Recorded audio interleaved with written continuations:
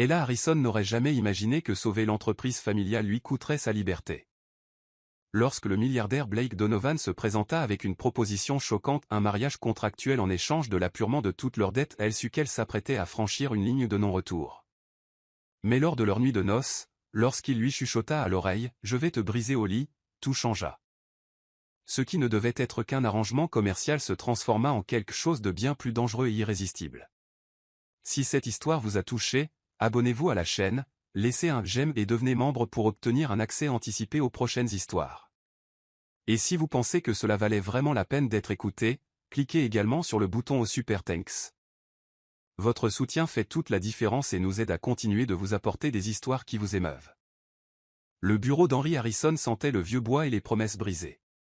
Elle a franchi la porte en verre dépoli, ses pas résonnant sur le parquet en chêne que son grand-père avait fait installer des décennies plus tôt, à l'époque où Harrison et compagnie étaient encore synonymes d'intégrité sur le marché de la construction de Seattle. Désormais, les murs étaient nus là où pendaient autrefois des certificats d'excellence. Les étagères affichaient des espaces vides là où les trophées brillaient jadis sous la lumière naturelle traversant les fenêtres panoramiques. Son père était assis derrière le bureau, les épaules voûtées comme s'il portait le poids de chaque erreur qu'il n'avait pourtant pas commise. Le scandale n'était pas de sa faute. Un partenaire corrompu avait détourné des fonds, laissant l'entreprise se noyer sous des millions de dettes. Mais la culpabilité importait peu quand 50 familles dépendaient de chèques de paie qui ne pouvaient plus être honorés. « Et là, assieds-toi » dit Henry, la voix rauque de nuit sans sommeil. Elle tira la chaise en cuir usé et s'assit, joignant les mains sur ses genoux. À 28 ans, Ella Harrison était une architecte environnementale dotée d'un portefeuille respectable et d'une réputation grandissante dans les projets de construction durable. Elle avait travaillé sur des bâtiments certifiés LEED, développé des systèmes de récupération des eaux de pluie et intégré des jardins verticaux dans des gratte-ciel. Son rêve avait toujours été de transformer les villes en espaces capables de respirer, de coexister avec la nature au lieu de l'étouffer. Mais les rêves ne payaient pas les dettes. « J'ai reçu une proposition », commença Henry en regardant ses mains, comme si les mots étaient trop lourds à prononcer. Une proposition qui pourrait tout sauver, l'entreprise, les emplois, l'héritage de ton grand-père. Elle a senti son cœur s'emballer. De qui? Blake Donovan. Le nom tomba dans la pièce comme une pierre jetée dans une eau calme. Blake Donovan. Magnat du développement urbain, milliardaire à 35 ans, propriétaire de Donovan Enterprises, une société qui transformait des quartiers entiers, érigeant des gratte-ciel comme des châteaux de cartes pour en faire des icônes. Il était une légende et un mystère. Il figurait en couverture des magazines d'affaires mais n'accordait que rarement des interviews. Il gardait ses distances, réservé, presque intouchable. « Que veut-il » demanda Ella, la voix stable malgré le tumulte intérieur. Henry leva les yeux, et pour la première fois depuis des semaines, Ella vit autre chose que du désespoir dans le regard de son père. Il y avait aussi de la honte. « Il veut t'épouser. » Le silence qui suivit fut assourdissant. Ella cligna des yeux, essayant de traiter l'information. Mariage. Blake Donovan. Ces deux choses n'avaient aucun sens ensemble. « Explique-toi, dit-elle, la voix basse mais contrôlée. Henry prit une profonde inspiration et ouvrit un dossier en cuir sur le bureau. À l'intérieur se trouvaient des documents imprimés sur du papier à en-tête de Donovan Enterprises, des clauses et des chiffres qui dansaient devant les yeux d'Ella. C'est un mariage contractuel. Il a besoin d'une épouse qui comprend l'architecture durable, quelqu'un avec de vraies références, pas juste un joli nom pour les événements mondains. Il lance une nouvelle division de l'entreprise axée sur le développement urbain écologique et veut une partenaire qui partage cette vision. Et en échange, demanda Ella, ses mains commençant à trembler légèrement. Il règle toutes nos dettes immédiatement et offre un contrat de partenariat pour de futurs projets.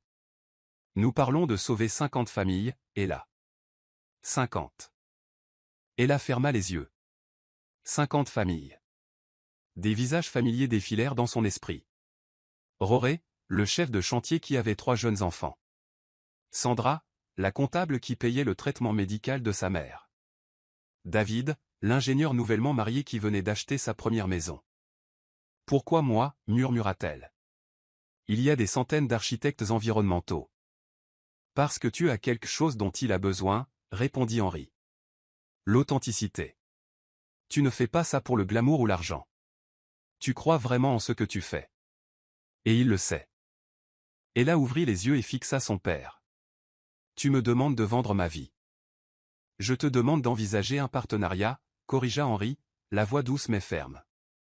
Il ne s'agit pas d'amour, Ella. Il s'agit d'un but. Il ne veut pas d'un conte de fées.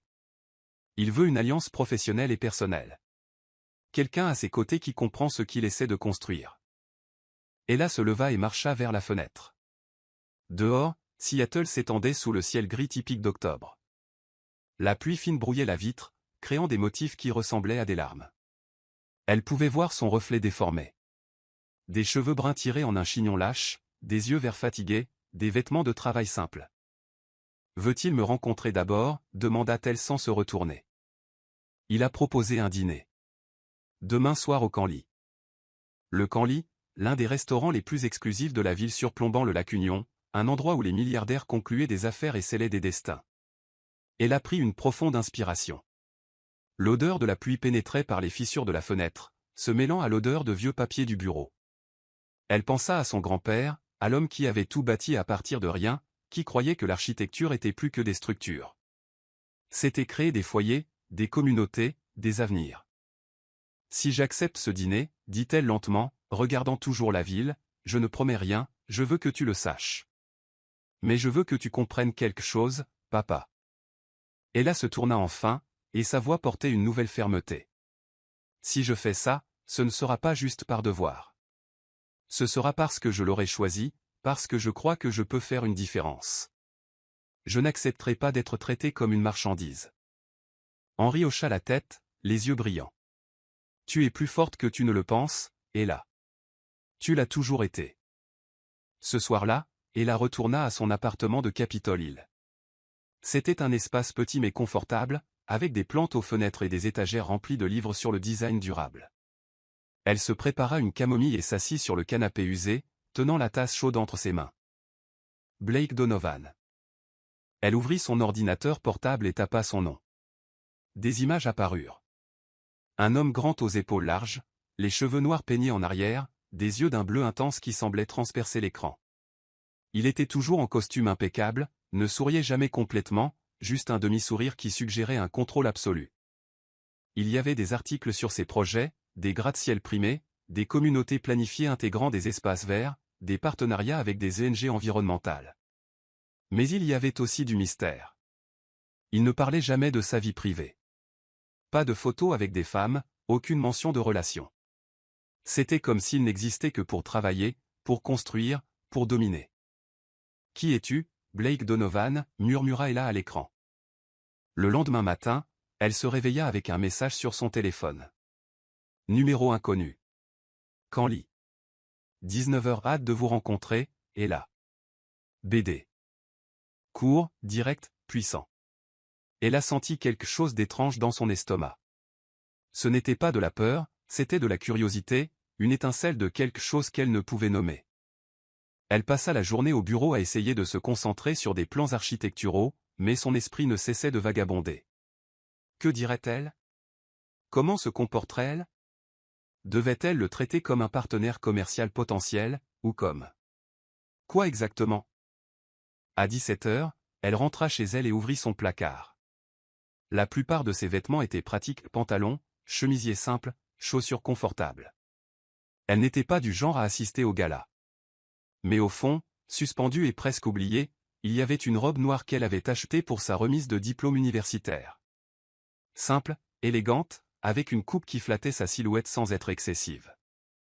Elle a pris une douche, laissa ses cheveux tomber sur ses épaules, et appliqua un maquillage discret.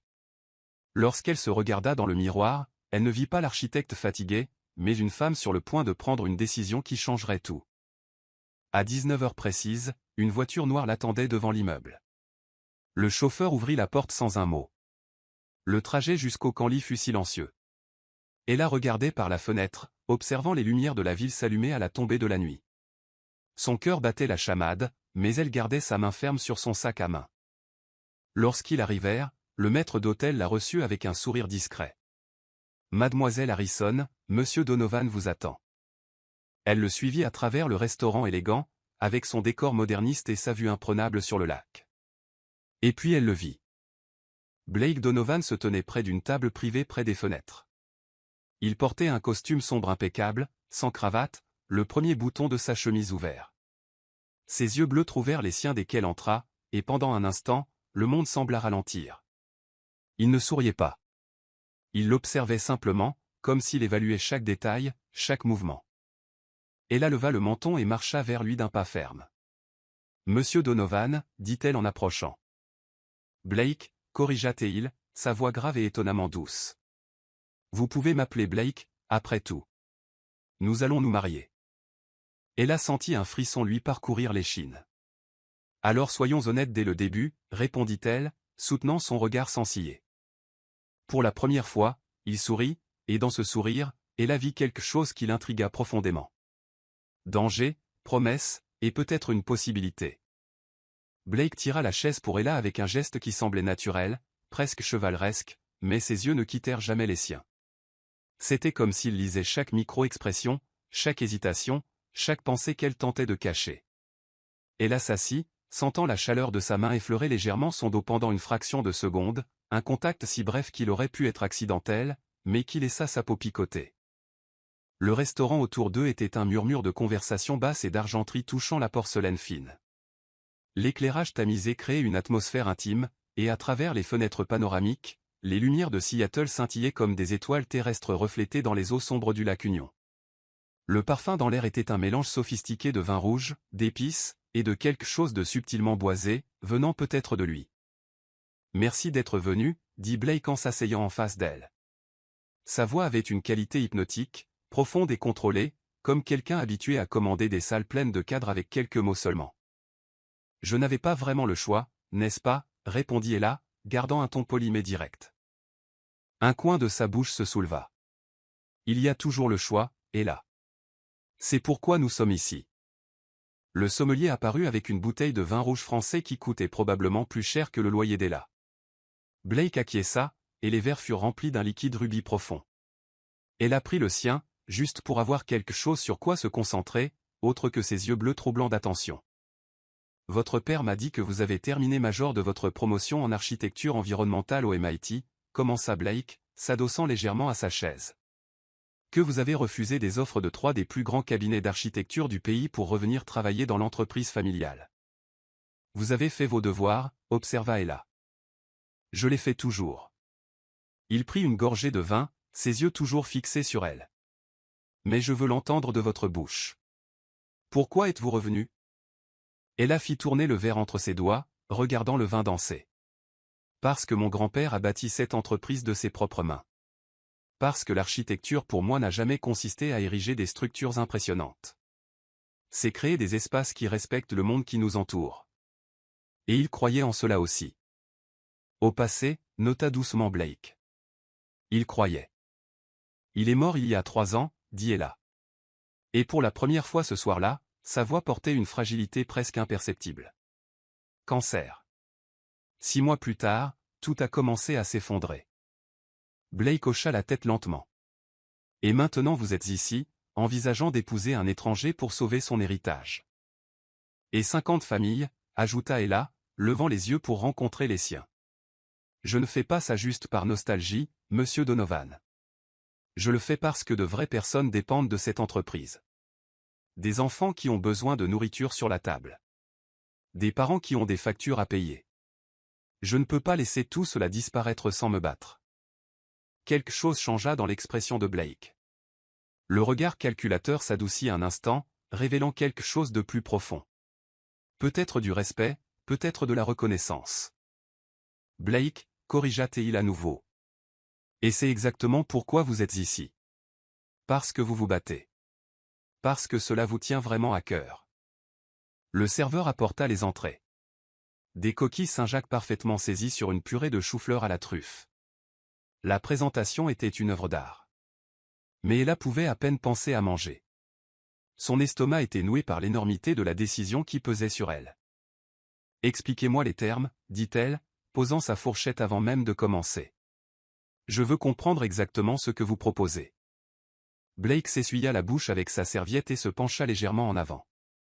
La proximité fit s'emballer le cœur d'Ella involontairement. C'est simple sur le papier, compliqué dans la pratique, commença-t-il. Nous nous marions par un accord juridique contraignant. Je règle toutes les dettes de Harrison et compagnie. Nous parlons de 4,2 millions de dollars. En plus de cela, j'offre un contrat de partenariat de 5 ans pour des projets de développement durable. Votre entreprise travaillerait avec Donovan Enterprises sur au moins 6 projets majeurs par an. Elle a senti le poids des chiffres. 4 millions. 6 projets par an. C'était plus qu'un sauvetage. C'était une vie entièrement nouvelle. Et qui gagnez-vous, demanda-t-elle. Une épouse, répondit Blake sans détour. Quelqu'un qui s'affiche à mes côtés lors des événements. Qui comprend ma vision des affaires. Qui peut contribuer intellectuellement au projet. Je ne cherche pas une poupée de porcelaine, et là. Je cherche une partenaire. Pour combien de temps? 3 ans. Après cette période, nous pourrons réévaluer ou mettre fin au contrat à l'amiable. Vous parlez comme s'il s'agissait d'une fusion d'entreprise, dit Ella, incapable de cacher la vivacité dans sa voix. C'en est une, admit Blake. Mais je n'ai pas l'intention que ce soit froid. Il y aura du respect. Il y aura de la place pour l'autonomie. Vous aurez votre propre compte bancaire, votre propre aile dans ma maison, votre propre vie professionnelle. Je ne suis pas un tyran, Ella. Alors qu'êtes-vous? Pourquoi faire ça? Vous pourriez avoir n'importe quelle femme. Blake resta silencieux un long moment. Il regarda par la fenêtre les lumières de la ville et quand il parla à nouveau, sa voix portait quelque chose qu'Ella n'attendait pas. De la vulnérabilité. Parce que je suis fatigué des femmes qui veulent mon argent. Mon nom. Mon statut. Parce que chaque fois que j'essaie d'avoir quelque chose de vrai, je découvre que c'est du théâtre. Je sais que cela semble cynique, mais je préfère l'honnêteté transactionnelle à la fausseté romantique. Ella étudia son visage, les lignes subtiles autour de ses yeux qui suggéraient des nuits blanches, la mâchoire forte qui transmettait la détermination, la façon dont ses doigts tambourinaient légèrement sur la table, révélant une anxiété cachée sous la façade de contrôle. « Et si je dis non » demanda-t-elle doucement. « Alors vous dites non » répondit Blake, rencontrant à nouveau son regard. « Je ne force personne à rien, Ella, mais je dois vous dire que c'est une offre unique. Il n'y a pas de plan B, pas de négociation. C'est oui ou non. » Le poids de la déclaration pendait entre eux comme un nuage d'orage. Ella sentit sa poitrine se serrer. Liberté ou responsabilité? Ses rêves ou la survie de 50 familles? Sa vie telle qu'elle était, ou un saut dans l'inconnu avec un homme qui était simultanément transparent et énigmatique? Avez-vous des enfants? En voulez-vous? Demanda-t-elle soudainement. Blake cligna des yeux, ne s'attendant clairement pas à la question. Je n'en ai pas, je ne l'ai pas prévu, mais ce serait négociable si c'était important pour vous. Attendez-vous à de l'intimité? Elle a senti son visage chauffer en posant la question, mais elle devait savoir. Les yeux de Blake se plissèrent légèrement, non pas de colère, mais avec quelque chose de plus intense. J'attends de nous que nous soyons adultes. Si cela arrive naturellement, tant mieux. Sinon, je ne forcerai rien. Mais je ne mentirai pas en disant que je ne suis pas attiré par vous, et là. Ce serait malhonnête. Son cœur s'emballa. La façon dont il le disait, sans fioriture, sans jeu, était déconcertante et étrangement rafraîchissante. J'ai besoin de temps, murmura-t-elle. Vous avez 48 heures, dit Blake. Après cela, l'offre expire. J'ai d'autres projets en attente de décision. Ella hocha la tête.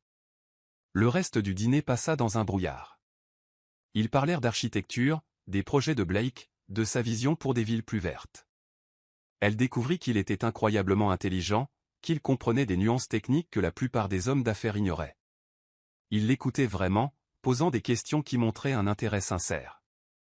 Lorsque le dessert arriva, un délicat soufflé au chocolat qui fondait dans la bouche, Blake se pencha à nouveau. « Puis-je vous poser une dernière question » dit-il. « Allez-y, s'il n'y avait pas de conséquences, s'il ne s'agissait que de vous, que feriez-vous » Elle a pris une profonde inspiration.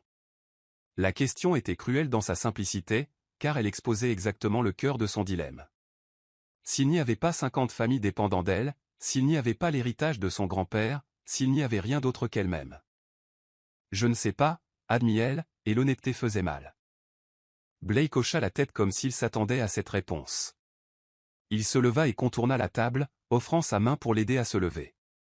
Lorsqu'elle l'accepta, il la tira doucement plus près, juste assez pour qu'elle sente sa chaleur. « Alors trouvez la réponse », murmura-t-il, sa voix basse et intime. « Parce que si vous dites oui, je veux que ce soit aussi pour vous, pas juste par obligation. » Le chauffeur la raccompagna en silence. Ella regarda par la fenêtre, la ville défilant comme un flou de lumière et d'ombre. Lorsqu'elle rentra chez elle, elle n'alluma pas les lumières. Elle s'assit simplement dans le noir, écoutant le son de sa propre respiration. 48 heures pour décider du reste de sa vie.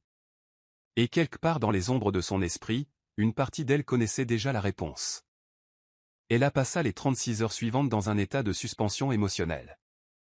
Elle essaya de travailler, de revoir des projets architecturaux, de répondre aux courriels, mais son esprit revenait toujours à ce dîner, à la voix grave de Blake, à la façon dont il la regardait, comme s'il pouvait voir à travers toutes ses défenses soigneusement construites. Le matin du deuxième jour, son téléphone vibra. Un autre message d'un numéro inconnu, mais elle savait déjà qui c'était. Déjeuner aujourd'hui, mon bureau, midi. Je veux vous montrer quelque chose. B. Ella hésita, ses doigts planant au-dessus du clavier. Cela ne faisait pas partie de l'accord. Il avait dit 48 heures, pas de multiples rencontres. Mais quelque chose en elle, la curiosité peut-être, ou cette étrange étincelle qu'elle avait ressentie au restaurant, la poussa à répondre. Je serai là. Le siège de Donovan Enterprises se trouvait au cœur du quartier financier de Seattle, un gratte-ciel de verre et d'acier qui reflétait les nuages et semblait toucher le ciel. Ella entra dans l'impressionnant hall avec ses sols en marbre italien et ses installations d'art contemporain qui valaient probablement plus que tout Harrison et compagnie. La réceptionniste l'attendait. Mademoiselle Harrison, Monsieur Donovan vous attend au 40e étage. L'ascenseur monta silencieusement, et à chaque étage qui passait, le cœur d'Ella battait plus fort. Lorsque les portes s'ouvrirent, elle se retrouva dans un espace spacieux et lumineux, le bureau exécutif de Blake. Il se tenait à côté d'un mur entier de verre, lui tournant le dos, observant la ville en contrebas. Il portait un pantalon sombre et une chemise blanche aux manches retroussées jusqu'aux coudes, révélant des avant-bras puissants. Il y avait quelque chose de profondément séduisant dans l'informalité de cette image, le milliardaire sans l'armure complète du costume. « Et là, dit-il sans se retourner, comme s'il avait senti sa présence. Merci d'être venu. Vous ne m'avez pas laissé beaucoup le choix avec ce message, répondit-elle en marchant vers lui. Blake se tourna, et le sourire qui courba ses lèvres était authentique, presque amusé. Vous avez toujours le choix. Vous auriez pu l'ignorer. Mais je ne l'ai pas fait. Non, en effet. Il étudia son visage un long moment. Venez, je veux vous montrer quelque chose. Il la guida vers une salle de conférence adjacente, où une immense table était couverte de plans architecturaux, de modèles 3D miniatures et d'écrans numériques montrant des rendus de bâtiments. Ella sentit l'air s'échapper de ses poumons. C'étaient des projets de développement urbain durable. Des immeubles résidentiels avec des jardins verticaux, des complexes commerciaux avec des systèmes d'énergie solaire intégrés, des places publiques conçues pour maximiser les espaces verts.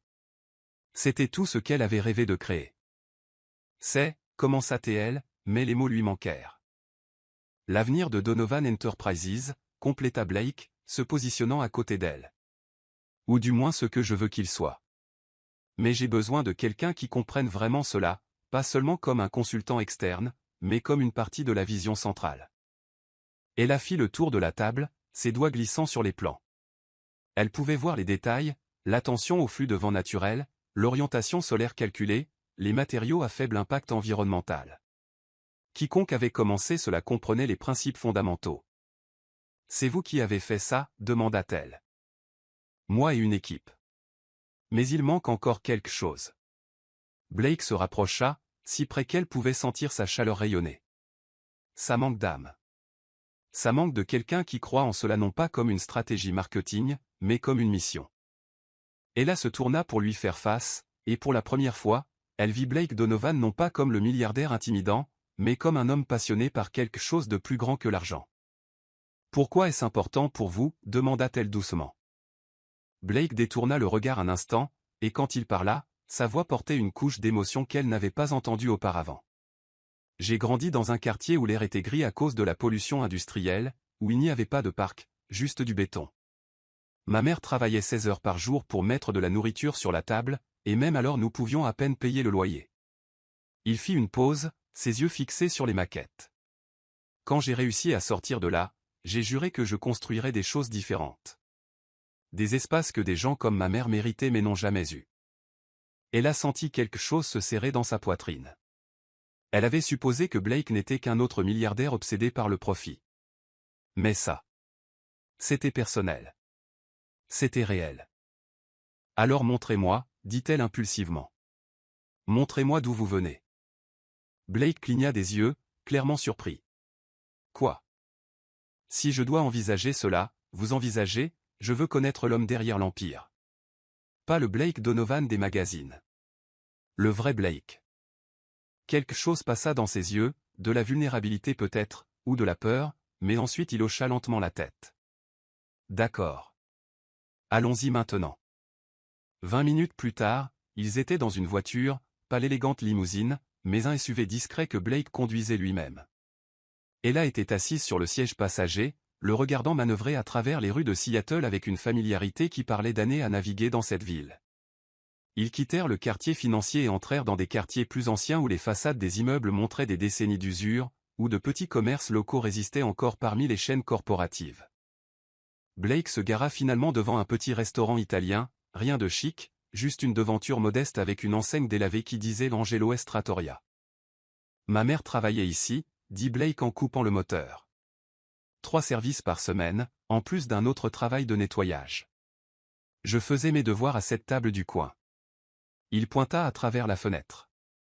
Le propriétaire, Angelo, me donnait à manger gratuitement quand il voyait que j'avais faim. Ils entrèrent et l'odeur d'ail sauté et de sauce tomate maison enveloppa Ella comme une étreinte. L'intérieur était chaleureux, avec des nappes à carreaux rouges et blancs et de vieilles photos au mur. Un homme âgé apparut de la cuisine et quand il vit Blake, tout son visage s'illumina. Blake. Ragazzo. Angelo ouvrit les bras et Blake le serra avec une affection authentique qui fit fondre quelque chose à l'intérieur d'Ella. Angelo. Voici Ella, dit Blake, plaçant sa main de manière protectrice dans son dos. Bellissima, s'exclama Angelo en embrassant les 2 joues d'Ella. Enfin tu amènes une ragazza. Assis, assis. Ils s'assirent à la table du coin, la même où Blake avait fait ses devoirs des décennies plus tôt, et Angelo disparut dans la cuisine, revenant quelques instants plus tard avec des assiettes de bruschetta, de risotto crémeux et de poulet parmesan qui sentaient divinement bon. Il ne me laisse jamais payer, murmura Blake, mais il y avait un sourire sincère sur ses lèvres. Parce que tu as déjà payé, cria Angelo depuis la cuisine. Tu as rénové ma cuisine, tu te souviens? Je n'accepte pas ton argent, testardo. Larry et Blake roula des yeux affectueusement. Pendant qu'il mangeait, il raconta des histoires. Sur les nuits à étudier pour les examens sous la faible lumière de ce coin, sur la fois où Angelo lui avait appris à faire de la sauce marinara à partir de zéro, sur la façon dont sa mère chantait en faisant la vaisselle. Est-elle encore? Demanda Ella délicatement. Non. Cancer. Il y a 5 ans. La voix de Blake devint plus calme. Mais j'ai pu lui offrir 3 années de confort avant ça. Une belle maison, un traitement de premier ordre, des voyages qu'elle avait toujours rêvé de faire. Ce n'était pas assez, mais c'était quelque chose. Elle tendit la main à travers la table et couvrit la sienne. Blake baissa les yeux, surpris, puis tourna sa paume vers le haut et entrelaça ses doigts avec les siens. Le contact était chaud, solide, et envoya un courant électrique dans le bras d'Ella. Vous êtes plus que ce que vous pensez être, dit-elle doucement. Blake leva les yeux, et il y avait une intensité en eux qui lui fit retenir son souffle. Vous aussi, Ella Harrison. Ils restèrent ainsi un moment qui sembla s'étirer éternellement, mains entrelacées, yeux rivés l'un à l'autre, le monde autour d'eux disparaissant. Ella pouvait entendre son propre cœur battre dans ses oreilles, pouvait sentir le pouls de Blake sous ses doigts. Blake. Commença T.L., mais il l'interrompit doucement. Il vous reste encore 12 heures, dit-il. Mais je veux que vous sachiez quelque chose. Si vous dites oui, ce ne sera pas juste un contrat. Pas pour moi. Je respecterai les termes, mais je vais vous traiter comme vous le méritez. Avec honneur. Avec soin. Et si je dis non, murmura-t-elle. Alors je respecterai cela aussi. Il serra légèrement sa main. Mais j'espère que vous ne le ferez pas. Quand Angelo apporta un tiramisu offert par la maison, Ella réalisa que quelque chose avait changé en elle. Elle était venue à Seattle s'attendant à rencontrer un milliardaire froid et calculateur. Au lieu de cela, elle avait trouvé un homme avec des cicatrices, des rêves et une capacité de vulnérabilité qu'il cachait soigneusement au monde. Plus tard, lorsque Blake la déposa chez elle, il sortit de la voiture et lui ouvrit la porte. La pluie fine de Seattle commençait à tomber, créant des halos autour des lampadaires. « Merci, dit Ella. De m'avoir montré ça. De m'avoir fait confiance. » Blake fit un pas de plus, levant la main pour écarter une mèche de cheveux de son visage. Ses doigts effleurèrent sa joue, et Ella dut se forcer à ne pas se pencher vers ce contact. « À demain, Ella, murmura-t-il, la voix rauque. Elle hocha la tête, ne faisant pas confiance à sa propre voix. Lorsqu'il retourna à la voiture et s'éloigna, Ella resta sur le trottoir, sentant la pluie mouiller son visage, se mêlant à quelque chose qui aurait pu être des larmes. 12 heures. Et au fond de son cœur, elle savait déjà que la réponse n'avait plus rien à voir avec le devoir ou la responsabilité. Cela avait à voir avec l'homme qui venait de partir, emportant avec lui un morceau d'elle qu'Ella ne savait pas qu'elle était prête à donner. Ella ne dormit pas cette nuit-là.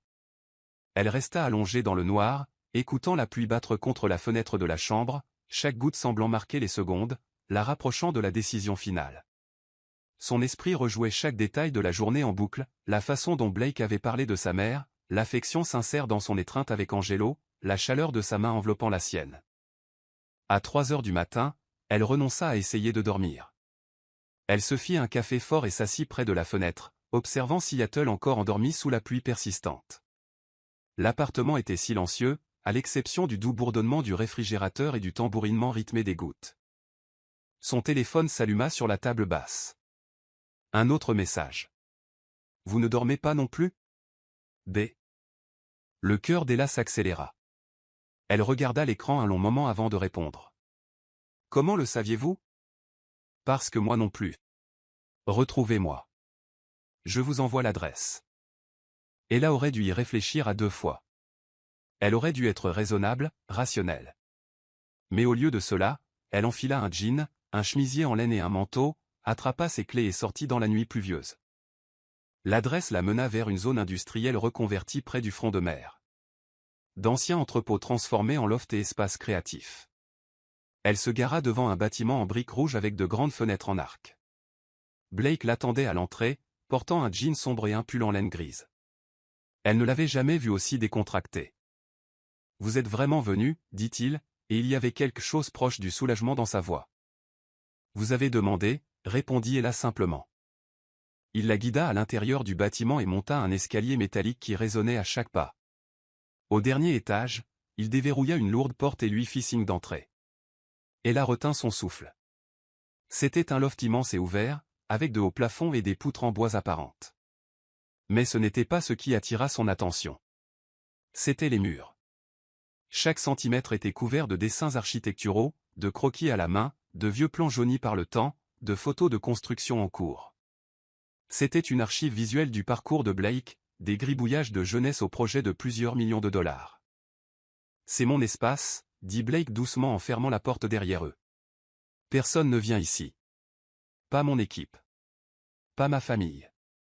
C'est là que je viens quand j'ai besoin de me rappeler pourquoi j'ai commencé. » Ella marcha lentement à travers l'espace, ses yeux absorbant chaque détail. Il y avait un dessin d'enfant encadré, un bâtiment tordu fait au crayon de couleur signé Blake, 8 ans. À côté, une photo fanée d'une femme souriante en uniforme de serveuse, sa mère, présuma Ella. Elle a cru en moi quand personne d'autre ne le faisait, dit Blake, apparaissant à côté d'Ella. J'avais 9 ans quand j'ai dessiné mon premier vrai bâtiment. Elle l'a accroché sur le frigo et a dit, un jour, mon bébé, tu vas construire ça, et ce sera magnifique. Elle avait raison, murmura Ella. Blake marcha vers une grande table de travail couverte de projets récents. Il y avait une bouteille de whisky à moitié vide et 2 verres. Il versa des mesures généreuses et en offrit un à Ella. Je ne bois généralement pas au milieu de la nuit, dit-elle, mais elle accepta quand même. Moi non plus. Mais ce n'est pas une nuit ordinaire. Il choqua son verre contre le sien, et le son cristallin résonna dans le loft silencieux. Le whisky brûla en descendant dans la gorge d'Ella, la réchauffant de l'intérieur. Elle s'assit sur un tabouret auprès de la table, et Blake se tint à côté d'elle, assez près pour qu'elle sente sa chaleur sur sa peau. « Pourquoi m'avez-vous amené ici » demanda-t-elle. « Vraiment ?» Blake resta silencieux un long moment, faisant tourner le verre entre ses doigts. Quand il parla enfin, sa voix était brute, dépouillée de son assurance habituelle. « Parce que si vous allez m'épouser, vous devez savoir qui je suis quand je ne porte pas le masque. Tout le monde voit le milliardaire, le magnate, l'homme qui ne perd jamais. Mais ça. » Il fit un geste autour de lui, « Ça, c'est moi. Le gamin qui a grandi avec rien et qui a toujours peur de se réveiller et de découvrir que tout n'était qu'un rêve. » Elle a senti quelque chose se serrer dans sa poitrine. « Vous avez peur ?» Terrifié, admit-il en se tournant pour lui faire face complètement. « D'échouer. De décevoir les gens qui dépendent de moi. De devenir le genre d'homme qui construit des empires mais perd son âme dans le processus. » Elle tendit la main et toucha son bras, sentant la tension dans les muscles sous le pull en laine. « Vous n'êtes pas cet homme, Blake. Comment pouvez-vous en être sûr? Vous me connaissez à peine. Peut-être que je ne connais pas tous vos secrets, dit Ella doucement, mais je connais ça. » Elle montra les murs, les dessins et les photos. « Je connais un homme qui garde le dessin de ses 8 ans, qui rénove la cuisine d'un restaurant où sa mère travaillait, qui passe des nuits blanches à s'inquiéter de décisions qui affectent d'autres personnes. » Blake posa son verre sur la table et s'avança, se positionnant entre ses jambes alors qu'elle restait assise sur le tabouret. La proximité était intense, intime. Ella dut incliner la tête en arrière pour maintenir le contact visuel. « Vous me faites peur, Ella Harrison, » confessa-t-il, sa voix basse et rauque. « Pourquoi? » « Parce que vous me voyez. Vous me voyez vraiment. Et j'ai passé tellement de temps à cacher qui je suis que je ne sais pas quoi faire quand quelqu'un regarde à travers les murs. » Ella leva la main et toucha son visage, sa paume contre la mâchoire rugueuse d'une barbe naissante. Il ferma les yeux un instant, s'appuyant légèrement contre ce contact. « Peut-être qu'il est temps d'arrêter de se cacher, » chuchota-t-elle. Lorsque Blake rouvrit les yeux, il y avait quelque chose de différent en eux. Une décision. Un abandon. Il leva ses propres mains et encadra son visage, ses pouces caressant ses joues avec une tendresse qui contrastait avec l'intensité de son regard. « Si je vous embrasse maintenant, » murmura-t-il, si près qu'elle pouvait sentir son souffle chaud, ce ne sera pas à cause du contrat. Ce ne sera ni une stratégie ni une négociation.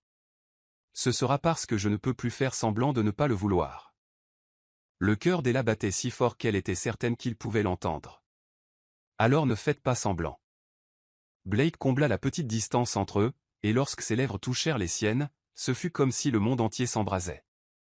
Le baiser commença doux, exploratoire, des lèvres douces bougeant contre des lèvres douces, les souffles se mêlant. Mais alors quelque chose se brisa entre eux, et la douceur céda la place à une urgence affamée. Les mains de Blake glissèrent dans ses cheveux, ses doigts s'entremêlant dans les mèches brunes, inclinant sa tête pour approfondir le baiser. Ella s'agrippa à ses épaules, puis fit glisser ses mains dans son dos, sentant les muscles tendus sous le pull. Il la tira plus près, et elle enroula ses jambes autour de sa taille, éliminant tout espace entre leurs corps. Le monde se réduisit à des sensations, le goût du whisky sur sa bouche, l'odeur boisée de son parfum, le son bas qu'il émit lorsqu'elle mordit doucement sa lèvre inférieure. Lorsqu'ils se séparèrent enfin, tous deux étaient à bout de souffle. Blake reposa son front contre le sien, les yeux toujours fermés, les mains tenant toujours son visage comme si elle était quelque chose de précieux qui pourrait s'échapper. « Ma réponse est oui, » murmura Ella. Blake ouvrit les yeux, cherchant les siens. « Êtes-vous sûr? » « Non, » admit-elle avec une honnêteté brutale. « Je suis terrifié. Mais je suis aussi sûr que je veux essayer. Pas seulement pour l'entreprise, pas seulement pour les familles. Mais pour ça. » Elle plaça sa main sur son cœur, sentant les battements accélérés. « Pour vous. » Quelque chose passa sur le visage de Blake. Soulagement, joie, vulnérabilité, tout à la fois. Il la tira dans une étreinte serrée, enfouissant son visage dans son cou, et Ella sentit son souffle tremblant contre sa peau. « Je ferai en sorte que ça en vaille la peine, » promit-il contre son oreille. « Je le jure. » Ils restèrent ainsi un long moment, se tenant simplement dans ce loft rempli de rêves et de souvenirs. La pluie continuait de battre contre les fenêtres, et Seattle dormait dehors, inconsciente de la promesse qui se scellait dans cet espace sacré. Finalement, Blake se recula suffisamment pour la regarder dans les yeux. « Voulez-vous en savoir plus? Sur moi? » Sur d'où je viens? Ella hocha la tête, et il la prit par la main à travers le loft, lui montrant chaque recoin. Il raconta des histoires sur chaque projet au mur. Les échecs. Les victoires. Les leçons apprises. Il lui montra un vieux carnet usé rempli de croquis d'adolescents, de notes sur des structures et de rêves écrits d'une écriture jeune et pleine d'espoir. Je voulais construire un monde meilleur, dit-il en feuilletant les pages jaunies. Ça semble naïf maintenant. Mais c'était vrai à l'époque. Ça l'est toujours. Ce n'est pas naïf, insista Ella. C'est nécessaire. Lorsque le ciel commença à s'éclaircir, se teignant de tons gris perle à travers les hautes fenêtres, ils étaient assis par terre, adossés à un mur, leurs corps proches mais sans se toucher, partageant simplement l'espace et un silence confortable. Quand? Demanda doucement Ella. Le mariage? Blake tourna la tête pour la regarder. Quand vous voulez. Une semaine. Un mois. 6 mois. 2 semaines, décida TL impulsivement. Assez de temps pour organiser quelque chose de simple. Mais pas assez pour que je perde mon courage. Blake sourit. Pas le demi-sourire contrôlé qu'il montrait au monde, mais un sourire chaleureux et authentique qui transformait tout son visage. 2 semaines, alors. Il la raccompagna chez elle alors que le soleil commençait vraiment à se lever, peignant Seattle d'or à travers les nuages épars. Lorsqu'il s'arrêta devant son immeuble, Blake retint la main d'Ella avant qu'elle ne puisse sortir. « Merci, dit-il simplement. »« Pourquoi ?»« D'avoir dit oui.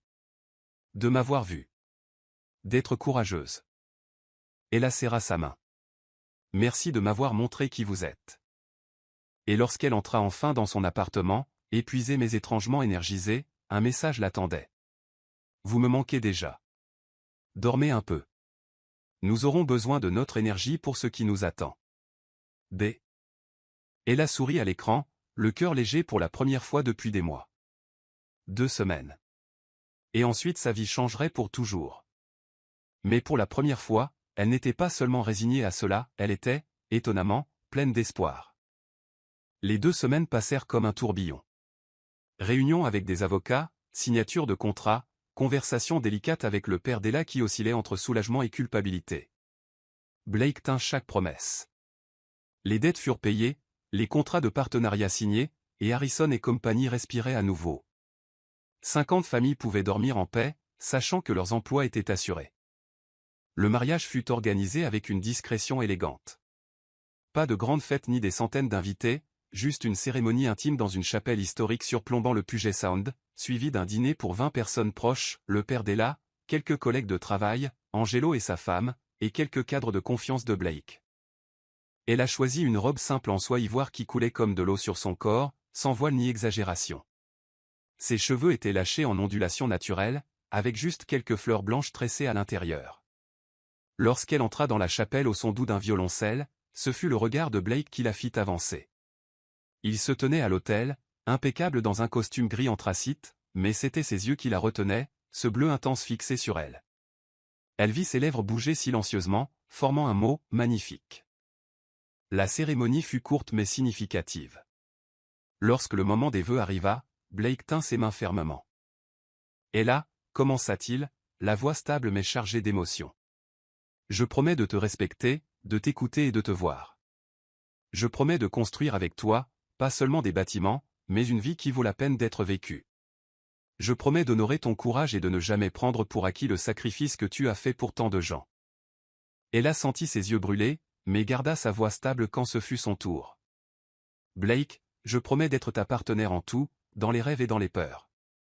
Je promets de te défier quand ce sera nécessaire et de te soutenir toujours. Je promets que ceci, quoi que ce soit, sera réel. Pas juste du papier, mais quelque chose que nous construisons ensemble, jour après jour. » Lorsque l'officiant dit « Vous pouvez embrasser la mariée », Blake s'avança et encadra son visage de ses mains, ses pouces caressant ses joues avant de se pencher et de capturer ses lèvres dans un baiser à la fois tendre et prometteur. Le petit groupe d'invités applaudit, mais elle les entendit à peine. Tout ce qui existait était son goût, sa chaleur, la promesse silencieuse qui se scellait entre eux. Le dîner passa dans un brouillard de conversations polies, de toasts sincères et de regards volés entre elle et Blake. Il garda sa main sur son genou sous la table, son pouce dessinant des cercles distraits qui envoyaient des vagues de chaleur le long de sa jambe. Chaque fois que leurs yeux se croisaient, il y avait une tension croissante, une anticipation qui rendait l'air entre eux électriquement chargé. Lorsqu'ils dirent enfin au revoir aux invités, Blake guida Ella vers la voiture, mais au lieu de retourner en ville, il prit la route côtière vers le nord. « Où allons-nous » demanda Ella, regardant les lumières de Seattle disparaître dans le rétroviseur. « Un endroit juste pour nous » répondit Blake, entrelaçant ses doigts avec les siens au-dessus de la console centrale. Point du moins, pour ce soir. 40 minutes plus tard, ils arrivèrent à une maison de plage isolée, faite de bois et de verre, pratiquement suspendue au-dessus de l'océan. Les vagues s'écrasaient doucement sur le rivage rocheux en contrebas, et la pleine lune peignait un chemin argenté sur les eaux sombres. Blake sortit et ouvrit la portière pour Ella, mais au lieu de simplement l'aider à descendre, il la souleva dans ses bras. « Blake !» s'exclama-t-elle en riant, s'accrochant à son cou. « Tradition » murmura-t-il avec ce demi-sourire, « et j'aime certaines traditions. » Il la porta à travers la porte d'entrée et Ella retint son souffle. L'intérieur était époustouflant, complètement ouvert, avec des murs de verre face à l'océan, des parquets en bois clair et une décoration minimaliste mais chaleureuse. Et partout, sur chaque surface, dans chaque coin, il y avait des bougies. Des centaines, créant une mer de lumière dorée vacillante. Blake la reposa doucement sur ses pieds, mais garda ses bras autour de sa taille. « Tu aimes ? » « C'est parfait » chuchota Ella, à peine capable d'assimiler la beauté qui l'entourait. Il la guida plus loin à l'intérieur, où une bouteille de champagne reposait dans un seau à glace à côté d'un plateau de fraises et de chocolat. Blake versa 2 verres et ils se dirigèrent vers la terrasse vitrée, où le bruit de l'océan les enveloppa. « À nous » dit Blake en levant son verre. « À nous » répéta Ella. Ils burent, les yeux fixés l'un sur l'autre par-dessus le bord de leur verre. Le silence qui suivit n'était pas inconfortable, mais chargé de tension, de la conscience aiguë qu'ils étaient maintenant mari et femme, que la nuit s'étendait devant eux, pleine de possibilités inexprimées. Blake posa son verre et fit un pas vers elle. Ella sentit son cœur s'emballer mais ne recula pas.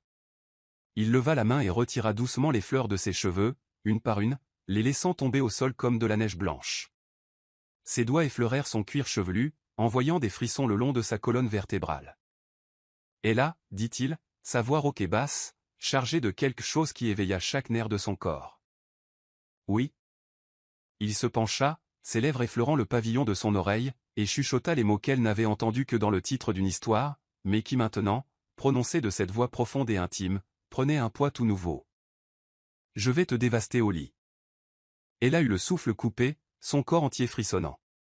Avant qu'elle ne puisse répondre, il continua, chuchotant toujours contre la peau sensible de son cou. « Mais pas de la façon dont tu le penses. » Il se recula suffisamment pour la regarder dans les yeux, et ce qu'elle y vit était de l'intensité pure, du désir, et quelque chose de plus profond. De l'attention.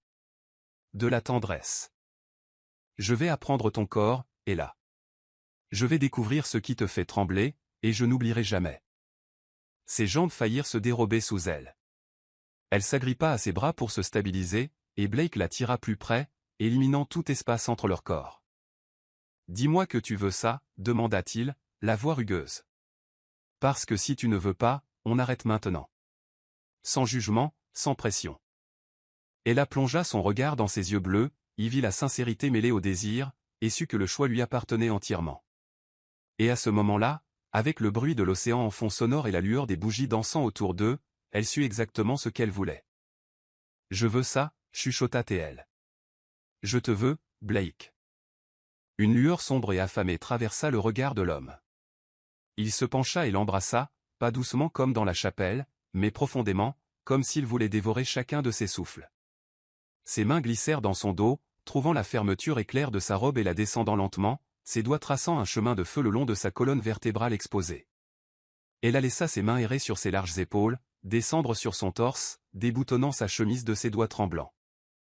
Lorsqu'elle parvint enfin à ouvrir le tissu, elle posa ses paumes sur sa peau chaude, sentant les muscles tendus sous son toucher. Blake recula, l'entraînant par la main vers la chambre. Le lit était immense, couvert de draps blancs immaculés, et d'autres bougies étaient dispersées tout autour, créant une atmosphère onirique. Il s'arrêta près du lit et encadra à nouveau son visage, ses pouces caressant ses joues. « Montre-moi qui tu es, Ella » murmura-t-il. « Pas de masque, pas de peur. Elle hocha la tête et laissa la robe glisser complètement le long de son corps, se tenant devant lui vêtue seulement de délicates lingeries en dentelle. Blake inspira profondément, ses yeux parcourant chaque courbe comme s'il les mémorisait. « Tu es magnifique, dit-il avec révérence. Si belle que c'en est douloureux à regarder. » Elle a senti son visage s'échauffer, mais ne détourna pas le regard. Au lieu de cela, elle tendit la main et finit de déboutonner sa chemise, poussant le tissu sur ses épaules pour le laisser tomber. Ses mains explorèrent son torse, descendant sur ses abdominaux définis, le sentant se contracter sous son contact. Blake la souleva et la déposa doucement sur le lit, la suivant aussitôt. Il s'appuya sur un coude, la regardant un long moment avant de se pencher pour embrasser son cou, puis sa clavicule, son épaule. Chaque baiser était une promesse, chaque contact une douce revendication. « Tu es à moi maintenant, dit-il, ses mains explorant, apprenant. Complètement. Ella se cambra contre lui, ses doigts entrelacés dans ses cheveux, le tirant plus près. « Et tu es à moi, répondit-elle, la voix rauque. Les baisers s'intensifièrent, s'approfondirent. Les derniers vêtements furent ôtés, la peau rencontra la peau, et le monde se réduisit à des souffles saccadés, des gémissements sourds et le bruit des vagues s'écrasant au dehors. Blake se positionna au-dessus d'elle, supportant son poids sur ses avant-bras, ses yeux cherchant les siens. « Tu es sûr ?» demanda-t-il une dernière fois. « Absolument » répondit Ella en l'attirant vers elle. Lorsqu'ils s'unirent enfin, ce fut avec une lenteur révérencieuse qui fit brûler les yeux d'Ella. Blake bougeait avec précaution, attention, guettant chacune de ses réactions, s'ajustant, apprenant. Ella s'accrochait à lui, ses jambes enroulées autour de sa taille, ressentant chaque mouvement, chaque souffle partagé. Ce n'était pas juste physique, c'était émotionnel, vulnérable, profond. C'étaient deux êtres humains se connectant d'une manière qui transcendait le corps pour toucher quelque chose de plus essentiel. Lorsqu'ils atteignirent enfin l'apogée ensemble, ce fut avec le nom de l'autre sur les lèvres, les corps tremblants, les esprits explosant en couleurs et sensations. Par la suite, ils restèrent entrelacés, en sueur et à bout de souffle, les battements de cœur ralentissant progressivement vers la normale. Blake tira le drap et serra Ella contre son torse, ses doigts traçant des motifs paresseux sur son épaule. « Ça va ?» murmura-t-il contre ses cheveux. « Mieux que ça » répondit honnêtement Ella. Elle sentit son sourire contre le sommet de sa tête.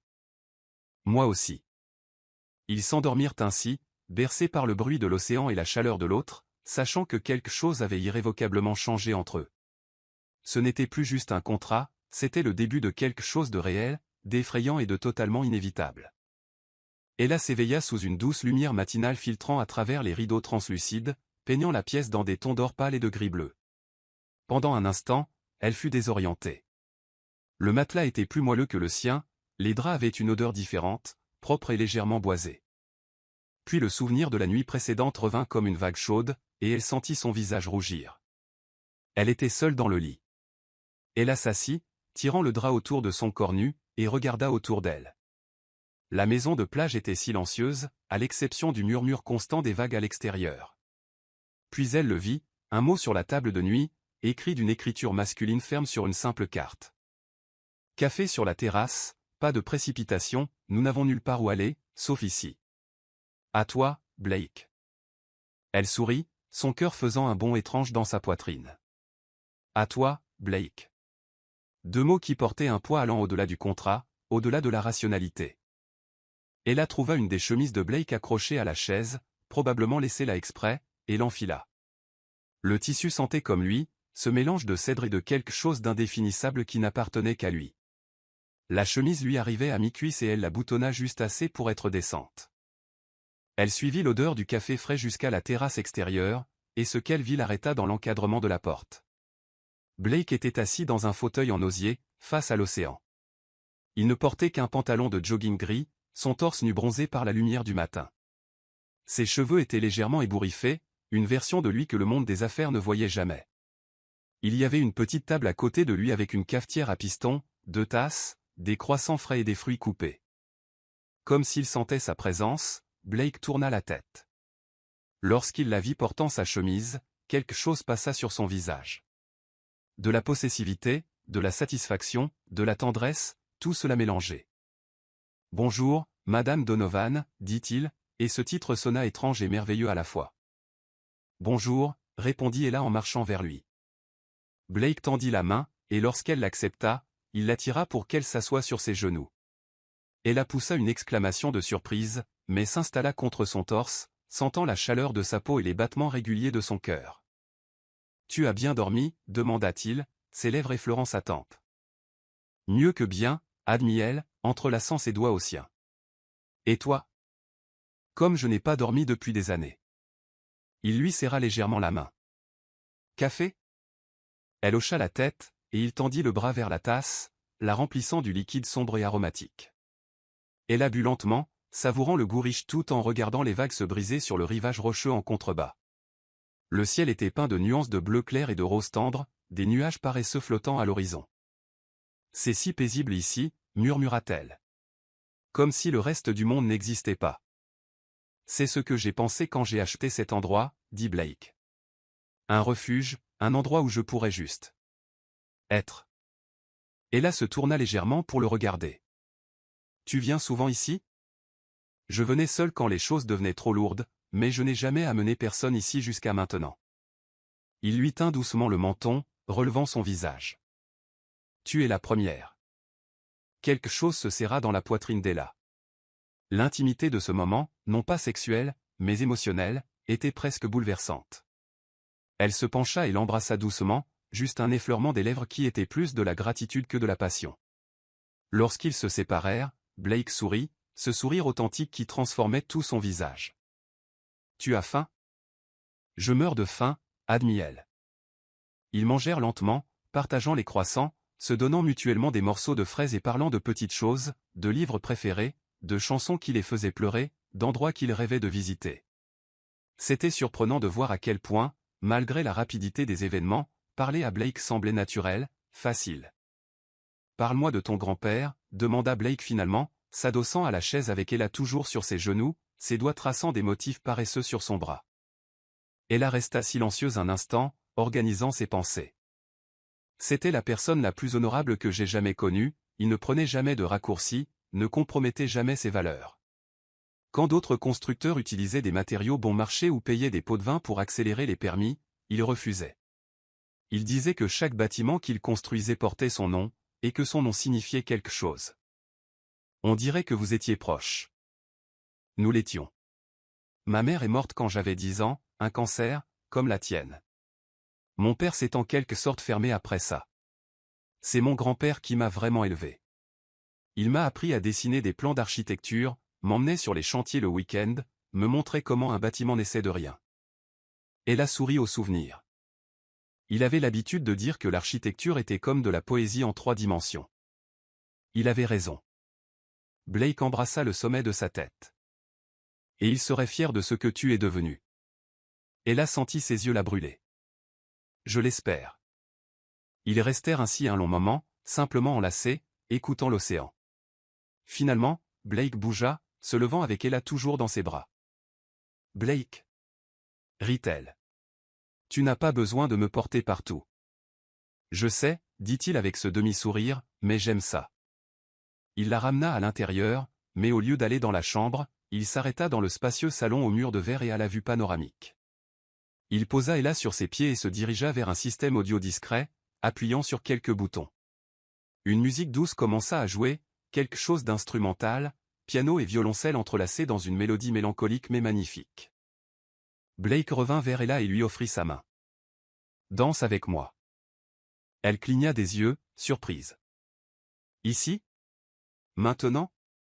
Pourquoi pas ?» Ella plaça sa main dans la sienne, et il l'attira contre lui, une main sur sa taille, l'autre tenant la sienne. Ils commencèrent à bouger lentement, se balançant plus qu'ils ne dansaient vraiment, pieds nus chuchotant sur le parquet. Ella posa sa tête contre son torse, écoutant les battements réguliers de son cœur. « Je ne savais pas que tu dansais. »« Je ne danse pas, » admit Blake, « mais avec toi ? Je veux essayer. » Elle leva la tête pour le regarder. « Blake Donovan, tu es étonnamment romantique. »« Ne le dis à personne, » murmura-t-il, les yeux brillants d'humour. « Cela ruinerait ma réputation de milliardaire sans cœur. Ton secret est en sécurité avec moi. » Ils continuèrent à danser, et progressivement le mouvement devint moins une question de danse que de proximité. Blake inclina la tête et captura ses lèvres dans un baiser lent et profond qui fit faiblir les genoux d'Ella. Sa main glissa dans son dos, remontant sous la chemise qu'elle portait, la sienne, et trouva la peau nue. Ella halta contre sa bouche et Blake approfondit le baiser, marchant à reculons jusqu'à ce que son dos rencontre la paroi de verre. « Tu portes ma chemise mieux que moi » murmura-t-il contre ses lèvres. « Tu ne portes pas de chemise du tout » fit remarquer Ella, ses mains explorant son torse nu. « Exactement. » Il sourit contre sa bouche, puis la fit doucement pivoter, pressant son dos contre la vitre. Le contraste entre la surface froide et la chaleur de son corps la fit frissonner. Blake l'embrassa encore, le cou, la clavicule, la vallée entre ses seins par-dessus le tissu de la chemise. Ses mains défirent les boutons lentement, révélant sa peau centimètre par centimètre, embrassant chaque nouvel espace exposé. « Blake » soupira Ella, les doigts entrelacés dans ses cheveux. « Dis-moi ce que tu veux » murmura-t-il contre sa peau. « Toi » répondit-elle sans hésitation. « Juste toi. » Il la souleva à nouveau et, cette fois, la porta jusqu'à la chambre. La lumière du soleil inondait maintenant l'espace, différente de l'atmosphère aux chandelles de la nuit précédente, mais non moins intime. Blake l'allongea sur le lit avec précaution, couvrant son corps du sien. Cette fois, il n'y avait aucune urgence, juste une exploration lente et délibérée. Il embrassa chaque cicatrice, chaque grain de beauté, chaque centimètre de peau, comme s'il mémorisait. « Tu es si belle » chuchota-t-il, ses yeux parcourant son visage.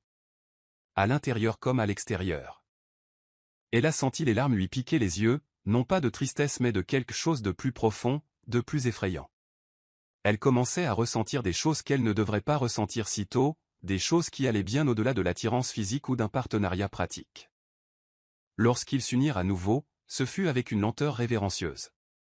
Blake bougeait comme s'il avait tout le temps du monde, guettant chaque expression sur son visage, s'ajustant, apprenant ce qui la faisait soupirer, ce qui la faisait gémir.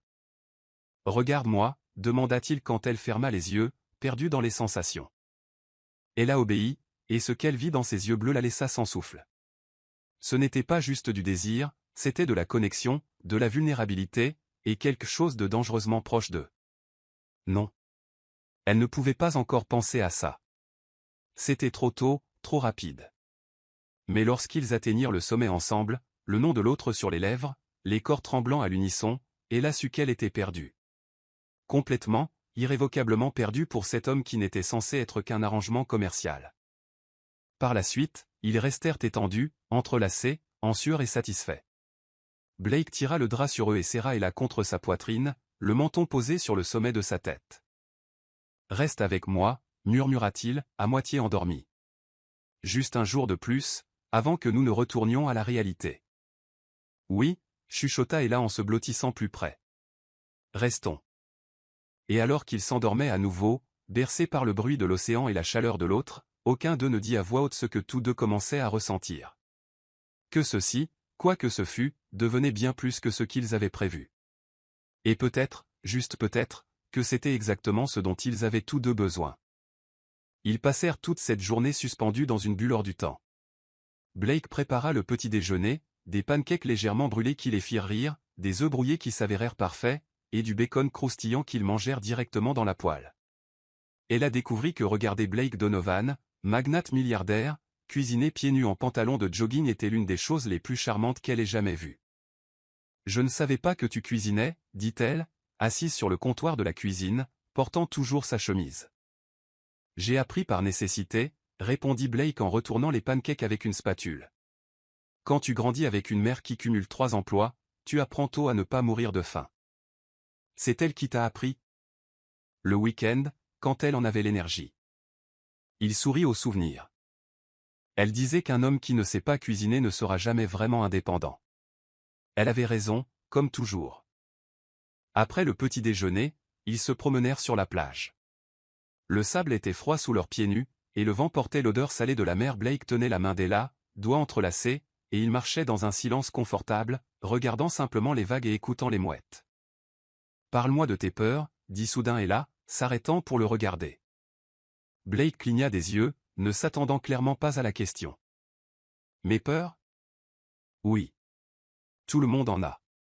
Je veux connaître les tiennes. » Il resta silencieux un long moment, regardant l'horizon où le ciel rencontrait la mer.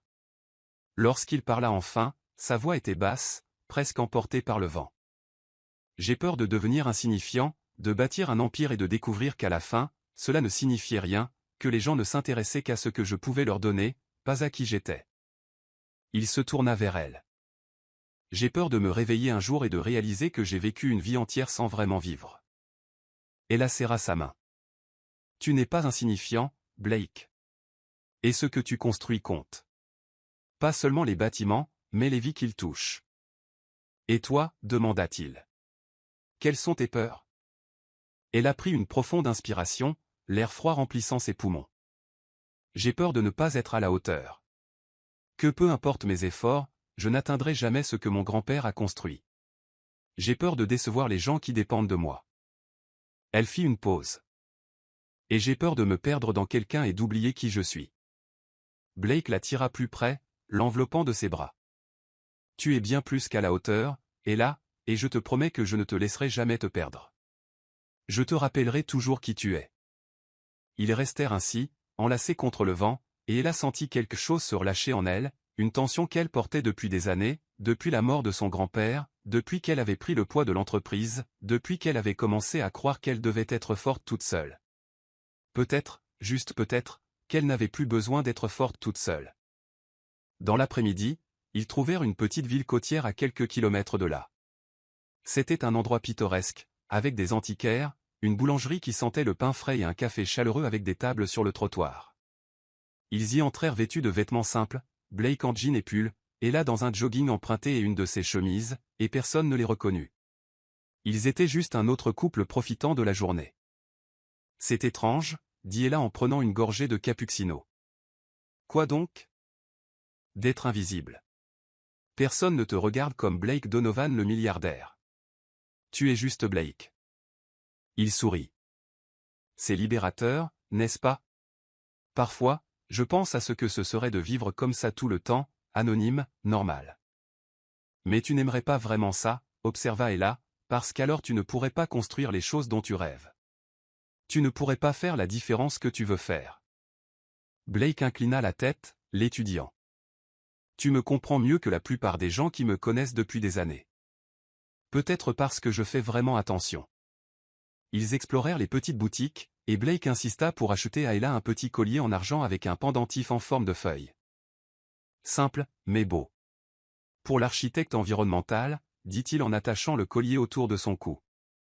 Ses doigts effleurèrent sa nuque, envoyant des frissons le long de sa colonne vertébrale. Quelque chose pour que tu te souviennes de cette journée.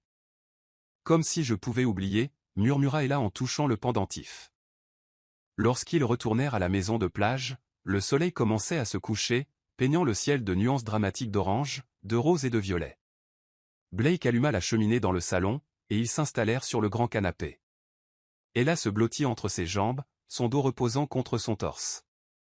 Dis-moi quelque chose que personne ne sait sur toi, dit Blake, ses doigts jouant distraitement avec ses cheveux. Ella réfléchit un instant. Quand ma mère est morte, j'ai arrêté de parler pendant 3 mois. Littéralement, je n'ai pas dit un mot. Les médecins pensaient que c'était un traumatisme psychologique, mais en fait, je n'avais juste plus rien à dire. C'est mon grand-père qui m'a fait reparler. Comment? Il m'a emmené sur un chantier et m'a donné un casque de protection, il a dit qu'il avait besoin de mon aide pour décider où mettre les fenêtres. Il posait des questions sur la lumière naturelle, la ventilation, les vues. Et finalement, j'ai commencé à répondre. Petit à petit, les mots sont revenus. Elle sourit au souvenir. Il m'a sauvé, de tant de façons. Blake embrassa le sommet de sa tête. Et maintenant? Et maintenant? Ella se tourna pour le regarder. Je crois que je suis en train d'être sauvé à nouveau, d'une manière différente. Mais encore. Ses yeux soucirent. Tu n'as pas besoin d'être sauvé, Ella. Tu es la personne la plus forte que je connaisse. La force ne signifie pas que nous n'avons pas besoin d'aide parfois. Non, convint-il. C'est vrai. Ils dînèrent sur la terrasse, un repas simple de pâtes au pesto que Blake improvisa, accompagné de vin rouge et de rire. La conversation coulait facilement, passant de sujets sérieux à des bêtises, de rêves à des private jokes qui commençaient déjà à se former entre eux. Lorsque la nuit tomba complètement, transformant l'océan en une étendue sombre piquetée seulement par le reflet de la lune, ils retournèrent dans la chambre. Mais cette fois, il n'y avait pas d'urgence sexuelle, juste le désir d'être proche, de toucher, de se connecter. Blake s'allongea sur le dos, et Ella se blottit contre lui, sa tête reposant sur son épaule, une jambe entrelacée avec la sienne. Il traçait des motifs paresseux sur son dos, et elle dessinait des cercles invisibles sur son torse. « Merci », chuchota TL dans le noir. « Pourquoi ? » ?»« Pour cette journée. Pour m'avoir montré qui tu es. » Pour rendre ça, elle fit un geste vague plus facile que je ne le pensais. Blake se tourna sur le côté pour lui faire face, même dans la pénombre. « Et là, je dois te dire quelque chose. » Le ton sérieux fit s'emballer son cœur. « Quoi ? » Quand j'ai proposé ce mariage, je pensais que ce serait purement transactionnel. Un partenariat mutuellement bénéfique, rien de plus. Il fit une pause, sa main trouvant son visage dans l'obscurité. Mais ces derniers jours avec toi. Je n'étais pas préparé à ça. À toi. Elle a senti sa gorge se serrer. Blake. Non. Laisse-moi finir. Il prit une profonde inspiration. Je suis en train de tomber amoureux de toi. Je sais que c'est tôt. Je sais que c'est intense. Et je ne m'attends pas à ce que tu ressentes la même chose. Mais j'avais besoin que tu le saches. Parce que je ne veux pas que ce soit une comédie. Je ne peux plus faire semblant que ce n'est que du business. Elle a senti des larmes brûlantes glisser sur ses tempes. Elle leva la main et toucha son visage, sentant sa mâchoire forte sous ses doigts. Moi aussi, avoua-t-elle, la voix tremblante. Je suis terrifiée. Parce que ce n'était pas censé être comme ça. Mais ça l'est. Et je ne sais pas comment arrêter. Alors n'arrête pas, chuchota Blake en se penchant pour l'embrasser. Laissons-nous juste ressentir. Voyons où cela nous mène. Le baiser était salé de ses larmes, doux de sa promesse, et lorsqu'il s'approfondit, devenant quelque chose de plus, c'était différent des autres fois. C'était lent, révérencieux, chaque contact portant non seulement du désir, mais une émotion brute et honnête. Ils firent l'amour lentement, les yeux fixés l'un sur l'autre même dans le noir, les souffles synchronisés, les corps bougeant en parfaite harmonie. Et lorsqu'ils atteignirent l'apogée ensemble, ce fut avec des murmures de promesses inexprimées, de futurs imaginables, de possibilités effrayantes et magnifiques. Par la suite, alors qu'Ella s'endormait dans les bras de Blake, elle l'entendit murmurer contre ses cheveux.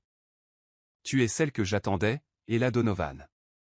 Je crois que tu l'as toujours été. Je ne savais juste pas que je te cherchais. » Et même à moitié endormie, elle sourit, car au fond d'elle-même, elle ressentait la même chose. Le lendemain matin, ils durent retourner à Seattle. La réalité les attendait. Réunion de travail, responsabilité, le monde qui existait au-delà de cette bulle parfaite. Mais alors qu'ils conduisaient pour rentrer, les mains entrelacées sur la console, tous deux savaient que quelque chose de fondamental avait changé. Ils n'étaient plus deux étrangers liés par un contrat. Ils étaient deux personnes tombant amoureuses de manière incontrôlable l'une de l'autre, et malgré la peur, malgré l'incertitude, aucun d'eux ne voulait arrêter la chute. Le penthouse de Blake au cœur de Seattle était aussi impressionnant qu'elle l'avait imaginé.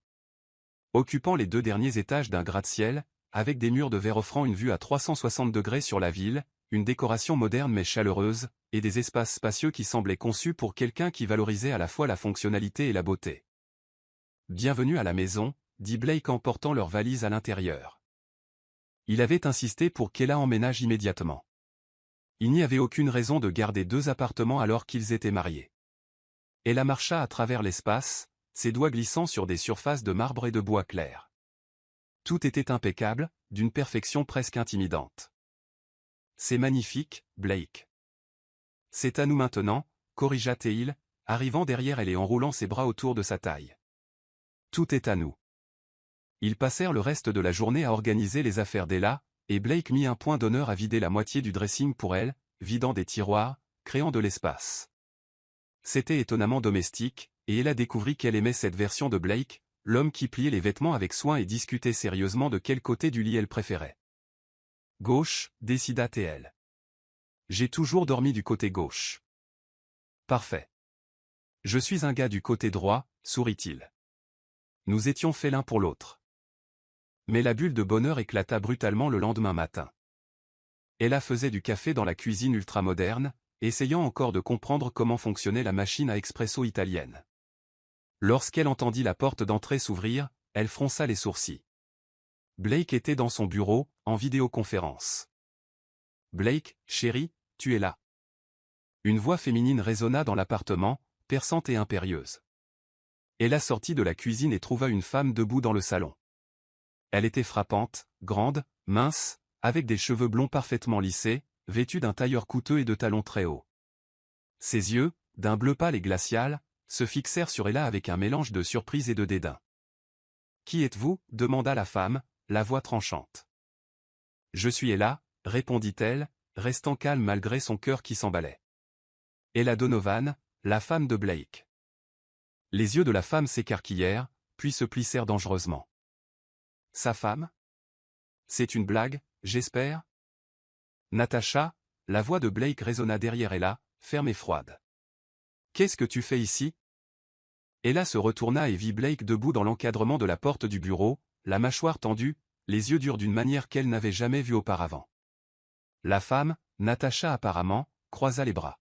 « Je me disais que la rumeur était un mensonge, mais la voilà, la mystérieuse épouse dont personne ne savait rien jusqu'à ce que tu te pointes avec un certificat de mariage. » Elle toisa Ella de haut en bas, évaluatrice et cruelle. Architecte environnementale d'une entreprise en faillite. Comme c'est pratique. Ella sentit son sang se glacer. La façon dont Natasha le disait, chargée d'accusations et de venin, transformait ses motivations en quelque chose de sordide. « Attention à ce que tu vas dire » avertit Blake, sa voix basse et dangereuse alors qu'il s'avançait pour se tenir aux côtés d'Ella, sa main trouvant automatiquement son dos dans un geste protecteur. « Pourquoi ? Dois-je prétendre que c'est un conte de fées » Natasha rit, un son amer. « S'il te plaît, Blake, tu épouses en secret une femme qui a tout à gagner financièrement, et je suis censé croire que c'est le grand amour ? Tu ne sais rien de tout ça, dit Blake entre ses dents serrées. J'en sais assez. Natasha se concentra à nouveau sur Ella, et il y avait de la méchanceté pure dans ses yeux. Combien de millions a-t-il payé pour que tu portes cette bague ? Combien cela a-t-il coûté pour acheter une épouse capable de décorer ses projets et de lui donner une image progressiste ? Ella reçut les mots comme des gifles. Chacun faisait mal parce qu'il touchait exactement ses pires peurs, que les gens voient le mariage de cette façon, comme une transaction froide, comme de l'opportunisme de sa part. Natasha, sort. Maintenant. Blake fit un pas en avant, se positionnant partiellement devant Ella. Non, dit doucement Ella, touchant le bras de Blake. Elle s'avança, faisant face directement à Natasha. Ses mains tremblaient, mais elle garda sa voix stable. Vous pouvez penser que je suis une croqueuse de diamants. Vous pouvez penser ce que vous voulez de moi. Mais j'ai épousé votre frère pour sauver 50 familles, pas pour l'argent. Je l'ai épousé parce que je crois en ce qu'il essaie de construire, et parce que j'ai vu en lui quelque chose que vous ne pouvez apparemment pas voir, un homme décent qui mérite d'être aimé pour qui il est, pas pour ce qu'il possède. Natasha cligna des yeux, ne s'attendant clairement pas à de la résistance. Tu ne le connais pas. Peut-être que je ne sais pas tout, l'interrompit Ella, sa voix gagnant en force. Mais j'en sais assez pour savoir qu'il en vaut la peine. Et s'il veut quelqu'un qui se contente de lui obéir et de sourire joliment pour les photos, vous avez raison. Ce n'est pas moi. Ce ne le sera jamais. Mais ça, c'est entre lui et moi, pas entre vous et moi. Le silence qui suivit fut dense, chargé. Natasha ouvrit la bouche, la referma, puis regarda Blake. Tu vas vraiment la laisser me parler comme ça ? Elle peut te parler comme elle le souhaite, répondit Blake calmement. Mais il y avait de l'acier dans sa voix. Surtout quand tu envahis ma maison sans invitation et attaques ma femme. D'ailleurs, comment es-tu entré ? J'ai une clé. Avait. Blake tendit la main. Rends-la-moi. Natasha regarda son frère avec quelque chose proche du choc. Blake. La clé, Natasha. Maintenant. Elle hésita, puis détacha une clé de son trousseau avec des mouvements saccadés et la jeta dans la main de Blake. Alors c'est ça ? Tu choisis une étrangère plutôt que ta propre famille ? Je choisis ma femme, dit Blake simplement. Et je choisis le respect. Quelque chose que tu n'as clairement pas pour moi, puisque tu as supposé que je n'étais pas capable de prendre mes propres décisions. Maman et papa vont piquer une crise quand ils l'apprendront. Ils savent déjà. Je les ai appelés hier. Blake croisa les bras. Et ils ont réagi avec beaucoup plus de classe que toi. Cela sembla frapper Natacha comme un coup de poing. Son visage pâlit puis vira au rouge. Tu leur as dit en premier. Je suis ta sœur. Et tu agis comme une enfant gâtée. Blake soupira, et pour la première fois, il y eut de la lassitude dans sa voix. Natacha, je t'aime. Tu es ma sœur. Mais je n'accepterai pas que tu viennes ici et que tu manques de respect à Ella. Si tu ne peux pas traiter ma femme avec un minimum de décence, alors tu n'es pas la bienvenue chez moi. Ella vit quelque chose passer sur le visage de Natacha. De la douleur, de la colère, peut-être même de la peur. Pendant un instant, elle parut vulnérable, jeune, perdue. Puis le masque d'arrogance revint. Tu vas regretter ça, dit-elle. Mais sa voix vacilla légèrement. Quand elle te quittera et prendra la moitié de tout, tu le regretteras. Elle partit, ses talons claquant fort sur le sol en marbre, et la porte se referma avec un bruit sourd qui résonna dans l'appartement. Le silence qui demeura était assourdissant.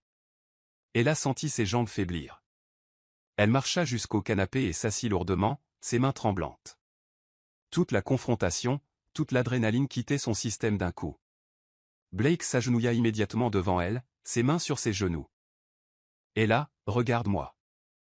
Elle leva les yeux et fut surprise de réaliser qu'il y avait des larmes dedans. Je suis désolé, dit Blake, la voix rauque. Je suis désolé que tu aies eu à subir ça. Natacha, elle est compliquée, elle l'a toujours été. Mais ce n'est pas une excuse. C'est ta sœur, chuchota Ella. Je ne veux pas causer de problème entre vous. Tu n'as rien causé du tout. Elle a choisi de se comporter de cette façon. Blake tint le visage d'Ella, ses pouces essuyant les larmes qui commençaient à couler. Écoute, tu as été incroyable. La façon dont tu t'es défendu, dont tu n'as pas reculé. Je suis si fier de toi. Je ne me sens pas incroyable, admit Ella, sa voix se brisant. Je me sens remise en question, comme si tout ce qu'elle a dit pouvait être vrai. Ce n'est pas le cas. Blake s'installa à côté d'elle, la tirant dans ses bras. Rien de ce qu'elle a dit n'est vrai. Tu n'es pas une opportuniste. Tu ne m'utilises pas. Et quiconque apprendra vraiment à te connaître le saura. Elle a enfoui son visage dans sa poitrine, s'autorisant à être vulnérable, s'autorisant à ressentir le poids de ses mots venimeux. Blake la serra fort, une main caressant ses cheveux, murmurant des paroles rassurantes. Elle va le dire à tout le monde, dit finalement Ella, se reculant assez pour le regarder, raconter comment nous nous sommes mariés. Elle va déformer l'histoire. Qu'elle le dise. Blake essuya une autre larme de son visage. La vérité finit toujours par éclater. Et en attendant, nous savons ce qui est réel entre nous. C'est ce qui compte. Et si ta famille me déteste? Ce ne sera pas le cas. Il embrassa son front. Mes parents veulent déjà te rencontrer correctement. J'ai organisé un dîner pour ce week-end. Et quant à Natacha, elle finira par se calmer, ou pas. Quoi qu'il en soit, cela ne change rien entre nous. Ella voulait le croire, voulait croire qu'ils pouvaient traverser n'importe quelle tempête ensemble. Mais une petite partie d'elle, la partie que Natacha avait touchée avec une précision chirurgicale, chuchotait des doutes. Comme s'il sentait ses pensées, Blake releva son menton, forçant le contact visuel. Et, on va s'en sortir. Je te le promets.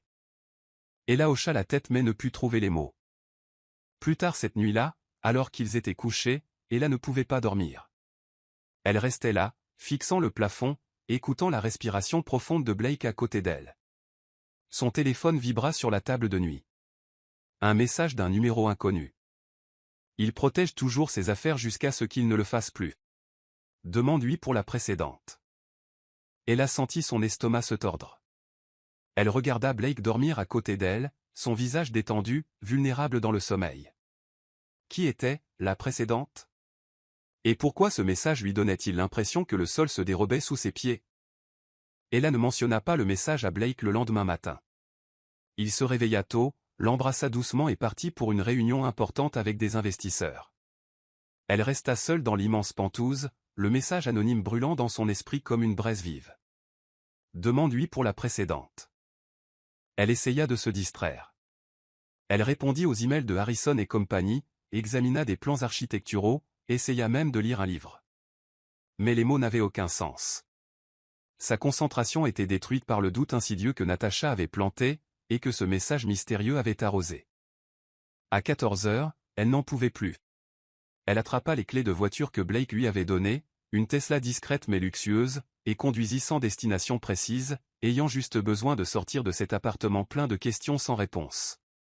Elle finit par s'arrêter dans un petit café à Capitol Hill, près de l'endroit où elle vivait auparavant. Elle commanda un cappuccino et s'assit dans un coin, regardant les gens passer devant la vitrine. Une vie normale, des problèmes normaux. Elle enviait cette simplicité. Et là? Elle leva les yeux et trouva son père debout à côté de la table, surpris. Henry Harrison avait meilleure mine que ces dernières semaines, ses épaules moins voûtées, son visage moins marqué par l'inquiétude. « Papa ? » ?»« Salut. » Elle désigna la chaise vide. « Assieds-toi. » Henry s'assit, étudiant le visage de sa fille avec l'attention de quelqu'un qui la connaissait depuis toujours. « Qu'est-ce qui s'est passé ? Qu'est-ce qui te fait croire qu'il s'est passé quelque chose ? Je connais ce regard. Ta mère avait le même quand elle ruminait quelque chose. Il toucha sa main sur la table. Parle-moi. Et alors, à sa propre surprise, Ella parla. Elle lui raconta Natacha, les accusations, le message anonyme. Les mots sortirent en un flot, des mois de tension et de doute trouvant enfin une échappatoire. Lorsqu'elle eut fini, Henry resta silencieux un long moment. « Est-ce que tu l'aimes » demanda-t-il finalement. La question prit Ella au dépourvu. Oui, je crois. Mais c'est tellement confus, papa. C'est arrivé si vite. Comment puis-je faire confiance à ces sentiments? Comment savoir si ce n'est pas juste de la gratitude ou le syndrome de Stockholm ou... Ella? Henry serra sa main. Quand j'ai rencontré ta mère, nous nous sommes mariés 3 mois plus tard. Tout le monde disait que c'était de la folie, que c'était trop rapide. Mais nous avons eu 20 années merveilleuses avant le cancer, et aucune d'elles n'a été gâchée.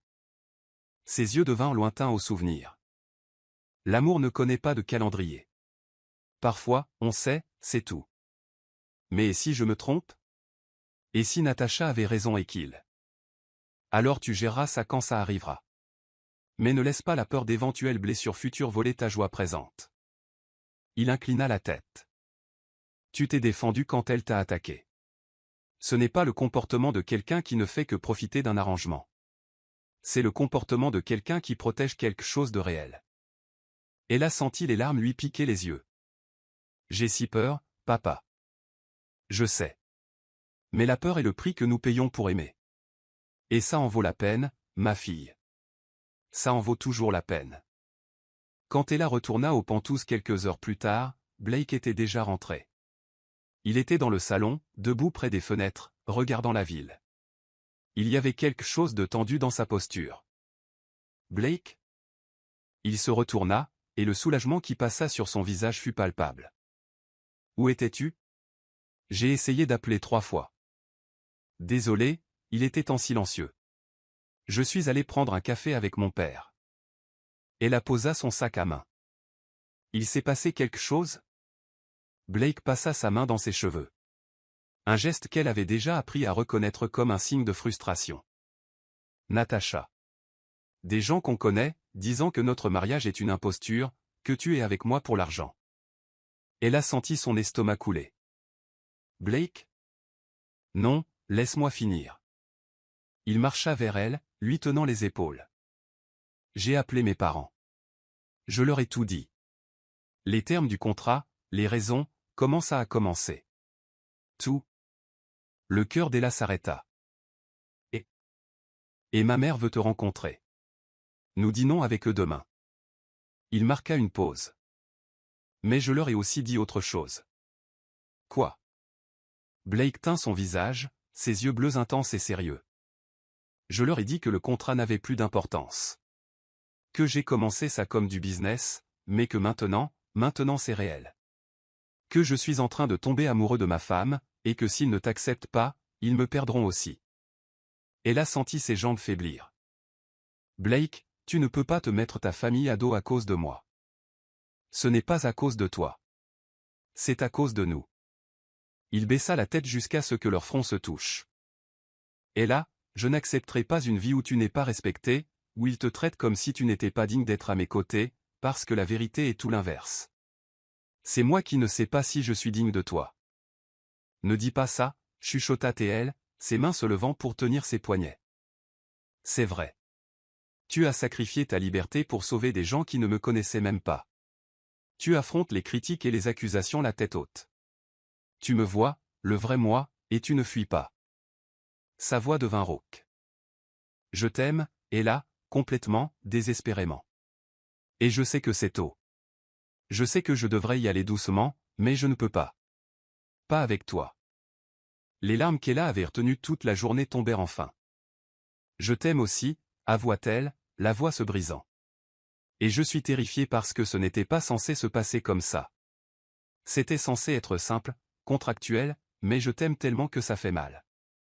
Blake la tira dans une étreinte écrasante et elle enfouit son visage dans sa poitrine, s'autorisant à pleurer de soulagement, de peur, d'un amour accablant. Alors essayons, murmura-t-il contre ses cheveux. Ensemble, sans peur, juste nous. Elle hocha la tête contre son torse, le tenant comme s'il était la seule chose solide dans un monde tournant trop vite. Finalement, il la guida vers le canapé et ils s'assirent entrelacés. Blake essuya les larmes de son visage avec ses pouces. « Il y a autre chose, dit-il, quelque chose que je dois te dire à propos de la précédente. » Ella se figea. « Comment sais-tu pour ? Natacha t'a envoyé un message, n'est-ce pas ? Anonyme, mais je sais que c'était elle. » Il soupira. Rebecca, c'était son nom. Nous nous sommes rencontrés il y a 3 ans, sommes sortis ensemble pendant 8 mois. Je pensais que c'était peut-être réel, mais j'ai découvert qu'elle vendait des informations sur mes affaires à des concurrents. Tout était calculé, chaque baiser, chaque « je t'aime », tout. Elle a senti son cœur se serrer devant la douleur dans ses yeux. C'est après ça que j'ai décidé de ne plus jamais laisser personne s'approcher assez près pour me blesser, que j'ai décidé que si j'avais besoin d'un partenaire, ce serait sur des termes honnêtes, sans faire semblant. Il prit la main d'Ella. Mais ensuite tu es arrivé et tu as abattu point toutes mes défenses sans même essayer. Je suis désolé qu'elle t'ait blessé, dit Ella doucement. Moi aussi. Mais tu sais quoi ? Aujourd'hui, je suis reconnaissant. Car si je n'avais pas traversé cette épreuve, peut-être ne t'aurais-je jamais trouvé ainsi. Peut-être n'aurais-je jamais saisi cette chance. Ella se pencha et l'embrassa. C'était un baiser doux, tendre, chargé de promesses silencieuses. Demain, dit-elle lorsqu'ils se séparèrent. Nous rencontrons tes parents demain, et nous allons montrer à tout le monde que ceci est réel. Ensemble. Ensemble. Cette nuit-là, ils firent l'amour lentement, chaque caresse étant un aveu, chaque baiser une promesse. Et lorsqu'ils sombrèrent enfin dans le sommeil, entrelacés et épuisés, tous deux sentirent qu'ils avaient franchi un seuil invisible. Le contrat n'avait plus aucune importance. Ils s'étaient choisis. Librement. Complètement. Et rien, ni une famille venimeuse, ni un passé douloureux, ni les doutes murmurés ne changeraient cela. Pour la première fois depuis que tout avait commencé, Ella dormit paisiblement, sachant que peu importe ce qui arriverait, ils l'affronteraient ensemble. Et cela, réalisa TL, était une force qu'aucun contrat ne pouvait garantir. C'était le genre de force que seul le véritable amour pouvait engendrer. 2 semaines s'étaient écoulées depuis le dîner avec les parents de Blake, une rencontre qui, à la surprise générale, avait été chaleureuse et accueillante. Margaret Donovan, une femme élégante aux cheveux gris et aux yeux bienveillants, avait étreint Ella comme si elle était la fille qu'elle attendait depuis toujours. Robert Donovan, réservé mais affectueux, avait partagé des anecdotes sur l'enfance de Blake qui l'avait fait rougir et fait rire Ella jusqu'aux larmes. Même Natacha s'était présentée à la fin du dîner, embarrassée et visiblement mal à l'aise, pour s'excuser. J'avais tort, avait-elle admis en évitant le regard d'Ella. Et je suis désolé. Ce n'était pas une réconciliation complète, mais c'était un début. À présent, Ella se tenait devant un immeuble en briques rouges dans un quartier réhabilité de Seattle, le cœur battant d'anticipation. Blake était à ses côtés, ses doigts entrelacés aux siens. « Prête ?» demanda-t-il en souriant. « Plus que prête. » Ils entrèrent dans l'immeuble et montèrent au 3e étage. Lorsque Blake ouvrit la double porte vitrée, Ella retint son souffle. Un espace spacieux et lumineux s'étendait devant eux.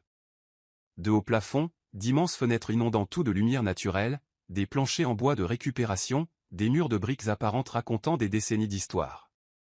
Mais ce qui capta vraiment son attention, ce fut l'élégante enseigne fixée sur le mur de la réception. Ashford Harrison Architecture durable. Son nom. En premier. En grandes lettres fières. Blake, murmura-t-elle, sa voix se brisant. Il passa ses bras autour de sa taille par derrière, posant son menton sur son épaule. C'est ta vision qui a rendu tout cela possible. Ton nom passe en premier. Ella sentit des larmes brûlantes couler sur ses joues. Elle traversa l'espace, effleurant du bout des doigts les nouvelles tables à dessin, les ordinateurs dernier cri, les étagères attendant d'être remplies de livres et de maquettes architecturales. Il y avait même une petite cuisine avec une machine à café professionnelle et un espace détente chaleureux. L'équipe commence la semaine prochaine, dit Blake en la suivant. 5 architectes, 2 ingénieurs en environnement, un designer d'intérieur spécialisé dans le développement durable, et toi en tant que directrice de la création. Tes décisions, ta vision. Ella se retourna pour lui faire face. Comment as-tu fait tout cela en 2 semaines? Quand on aime quelqu'un, on déplace des montagnes. Il haussa les épaules comme si c'était simple. Et cela a peut-être aidé que j'ai des relations et, bon, de l'argent, ajouta-t-elle en riant à travers ses larmes. Tu es impossible. Impossible à ne pas aimer? Il sourit de ce sourire qui la désarmait toujours complètement. Exactement ça. Ils explorèrent chaque recoin du nouveau bureau. Blake lui montra chaque détail prévu, le système d'énergie solaire intégré au toit, les matériaux recyclables utilisés pour la rénovation, et même les plantes déjà stratégiquement positionnées pour améliorer la qualité de l'air. Et il y a encore une chose, dit Blake en la guidant vers une porte au fond. Lorsqu'il l'ouvrit, elle révéla un bureau privé avec une vue imprenable sur la ville. Sur la porte, une plaque dorée, Ella Ashford Donovan, directrice de la création. À l'intérieur, il y avait un magnifique bureau en bois, une chaise ergonomique confortable, et au mur, soigneusement encadré, se trouvaient les dessins du grand-père d'Ella. De vieux projets que son père avait dû donner à Blake. Au centre, une photo. Ella, à 12 ans, portant un casque de chantier trop grand, aux côtés de son grand-père sur un site de construction, tous deux souriants. Ella fondit en larmes. Elle s'assit dans son nouveau fauteuil et pleura, de joie, de gratitude, d'un amour débordant. Blake s'agenouilla devant elle, tenant ses mains, la laissant tout ressentir sans essayer de réparer quoi que ce soit ni de la presser. Merci, parvint-elle enfin à dire, pour ceci, pour avoir cru en moi, pour avoir rendu mes rêves plus grands que je ne l'imaginais. Tu mérites cela et tellement plus. Il embrassa ses doigts. Et nous allons construire des choses incroyables ensemble. Pas seulement des bâtiments, mais un avenir.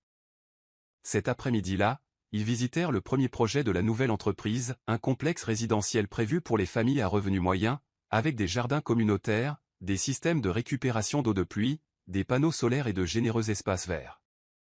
Ella passa des heures à revoir les plans, prenant des notes, suggérant des changements que Blake accepta avec un enthousiasme sincère.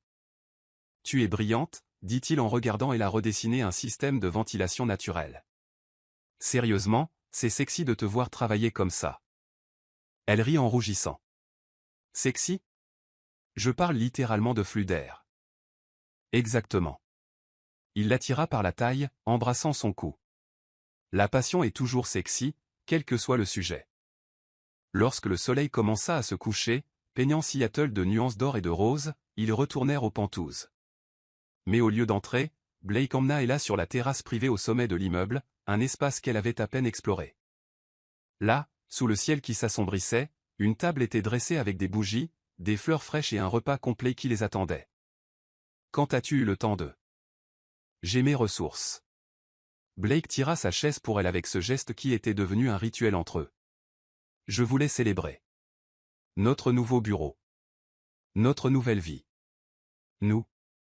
Ils mangèrent lentement, parlant de tout et de rien, de projets futurs, d'endroits qu'ils voulaient visiter, de bêtises qui les faisaient rire. La ville s'illuminait autour d'eux, des millions de vies en cours, et ils n'étaient que 2 êtres humains à cet instant, amoureux et heureux. Lorsqu'ils finirent le dessert, un tiramisu qui rivalisait avec celui d'Angelo, Blake se leva et tendit la main. Veux-tu danser avec moi? Elle a souri, se souvenant de ce matin à la maison de plage qui semblait dater d'une éternité, et en même temps d'hier. Toujours. Il n'y avait pas de musique cette fois, juste le son de la ville, les klaxons lointains, le vent sur les hauteurs, le murmure constant de la vie urbaine. Mais ils dansèrent quand même, se balançant doucement, les corps pressés l'un contre l'autre, les cœurs battant à l'unisson. Ella Ashford Donovan, murmura Blake contre ses cheveux. Je t'aime. Profondément. Désespérément. De cet amour qui change qui tu es au niveau le plus fondamental. Il se recula suffisamment pour la regarder dans les yeux. Et je vais passer le reste de ma vie à te prouver que tu as fait le bon choix. Elle a pris son visage entre ses mains, ses pouces caressant ses joues. Je t'aime aussi, Blake Donovan. Et tu n'as besoin de rien prouver. Tu as juste besoin de continuer à être exactement qui tu es. Ils s'embrassèrent sous le ciel étoilé de Seattle, la ville témoin d'une promesse renouvelée. Pas la promesse d'un contrat froid, mais la promesse de deux cœurs qui s'étaient choisis contre toute attente. Lorsqu'ils rentrèrent finalement à l'intérieur, entrelacés et riant d'une blague complice, Ella s'arrêta à la porte et regarda en arrière, vers la vue, vers la table encore éclairée par les bougies, vers tout ce que ce nouveau chapitre représentait. « Ça va ?» demanda Blake en suivant son regard. Plus que ça. Elle se tourna et serra sa main. « Je suis chez moi. » Et elle l'était. Pas dans l'appartement de luxe, pas dans la ville, mais en Blake. En eux. Dans l'espace qu'ils avaient créé ensemble où la vulnérabilité était une force, où l'honnêteté était la fondation, où l'amour était la brique et le mortier de tout ce qu'ils construisaient. Cette nuit-là, alors qu'ils faisaient l'amour lentement avant de s'endormir entrelacés, tous deux savaient que ce qui avait commencé comme une transaction pragmatique s'était transformé en quelque chose de rare et de précieux.